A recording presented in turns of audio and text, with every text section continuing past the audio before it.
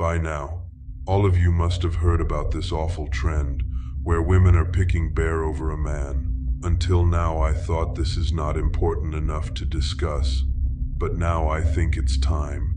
I couldn't ignore the hate that was the hidden motivation behind this trend.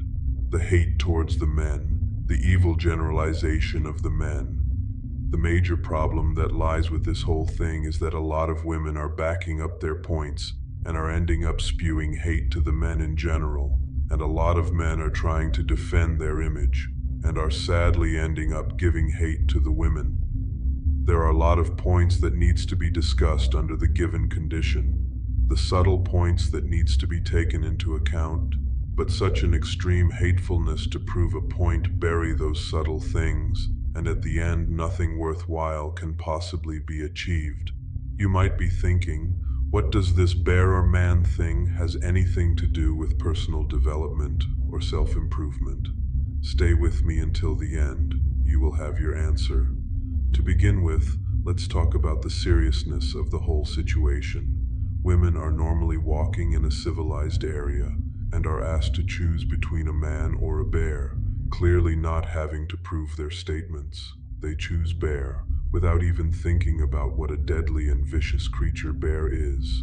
Now, because it's not difficult to hate a community which you are not a part of, they will immediately grab the opportunity and make their decision, which had only one agenda: hating the men. Now let's change the scenario a bit, and this time, instead of a person with mic and camera, let the nature itself ask you that question: man or bear? Imagine walking in the dark, a woman sees a bear, and at the opposite distance, she sees a man. Without wasting a second, she'd start running towards the man, because in that case, man means safety for her. Her behavior has answered the question, and she has chosen the man. Her instincts did not allow her brainwashed mind to make the decision, and hence saving her from getting eaten alive. Now, some women might get offended by this new scenario, since it's not supporting their previous response, and also because they might argue that the original question was in fact formulated to estimate how dangerous a man can be, even when compared to a bear. For you, I have one thing to say: congratulations. You have successfully completed the task of defining how dangerous and cruel a man can be by choosing a bear over man. Those women are right. Some men have been recorded to commit crimes so horrible that it would be disturbing to even mention those.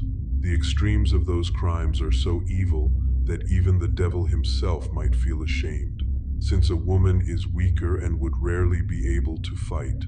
A woman stuck with such an evil man most probably would be wishing for an instant death.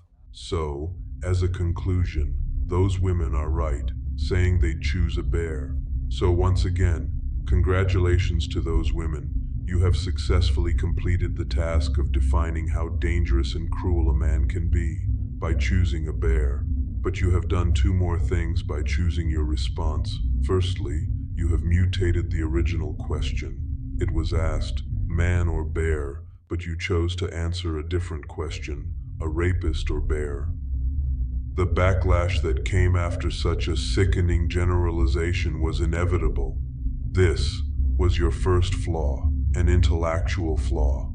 The second thing that you did, when you put the man equivalent to a rapist, was displaying how biased and judgmental you were about men. You remembered that most of those evil rapists shared a common gender, but you forgot that from that same gender comes the firefighters that would jump into fire to save a life, soldiers that would die on the battlefield for the sake of their motherland, police officers that'd take a bullet for you, a father that would fight the whole world for the safety of his daughter. So many men from so many backgrounds that might not even be listed in a single video, that are breaking themselves in pieces to keep the world going. None of these men came to your mind, but rapists. Arguments born from such a one-sided mentality won't really be appreciated, ladies. A bear would torture you and kill you almost 100% of the time. A man might turn out to be a bad guy only few percent of the time. The victim mentality that inspires you to choose a bear over a man is not making people feel pity for you. It's just making you look like an emotional fool. That victim mentality would tell you that you are the victims and they are the criminals. But let me remind you, men have been victims to those evil men as well. Evil men are dangerous to everybody, regardless of their gender, race, or age. Statistics indicate something, but it doesn't conclude anything with certainty. Some men have been criminals and it's a fact, and that fact gives you a logical reason to fear any man who's a stranger. But mind you, it doesn't give you an authority to label anybody. The labels in concern are not a matter of joke. Every individual is functioning with a different personality. They differ in their approach. They differ in their actions. They differ in their outcomes. They differ in their privileges. They differ in their oppression. Therefore, such a generalization is not practical at all. So generalizations should never be normalized. And now I'm not talking to women alone. I'm talking to everyone. Evil generalizations about women exist as well in our society, and I condemn those as well. Not every woman out there is a gold digger. Not every woman out there would cheat. Not every man out there is a rapist. Not every man out there would hurt you. And this is not a statement formulated to prove something. This statement is the truth itself. Now this is where the self-improvement part comes in. The pursuit of self-improvement begins when you start acknowledging the reality, the truth, no matter how bad it sounds, but the fire that will inspire you to carve yourself into the best form of yourself won't be burning consistently if you are fueling it with motivational edits on Instagram and TikTok.